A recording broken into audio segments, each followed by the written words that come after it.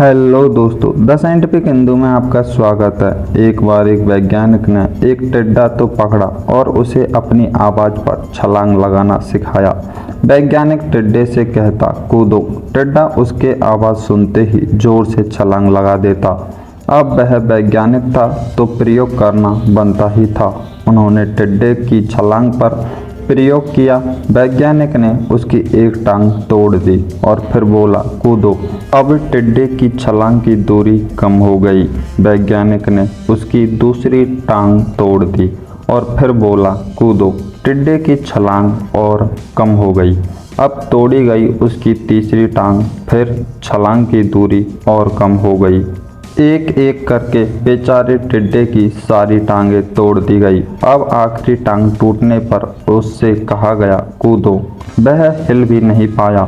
अब वैज्ञानिक ने अपना निष्कर्ष अपनी डायरी में लिखा। जानते हो उसने क्या लिखा?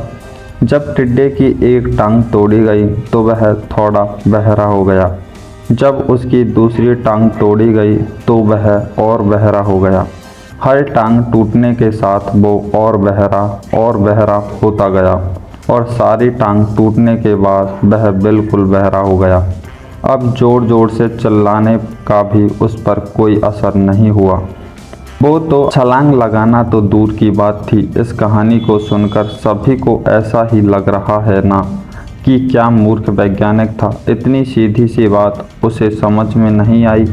या कुछ लोग ये भी सोच रहे होंगे कि ये तो किसी बच्चे को भी पता है कि टिड्डे की छलांग उसके टांग टूटने की वजह से कम होती जा रही थी, ना कि वह बहरा हो गया था। दोस्तों, हम सभी जीवन में कई बार ऐसे ही मूर्ख बन जाते हैं।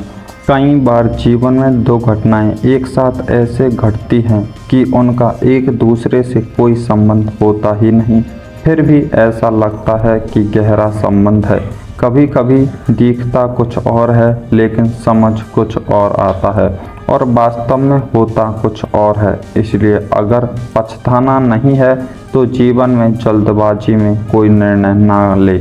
हमेशा सूझबूझ का इस्तेमाल करें, सावधानी बरतें, नतीजे सोच विचार कर ही निकालें। दोस्तों, आपको मोटिवेशन की आग पर ये छोटी छोटी कहानियाँ और सीख कैसी लग रही हैं, हमें कमेंट सेक्शन में ज़रूर बताएं। आज के लिए बस इतना ही। जय हिंद, जय भारत।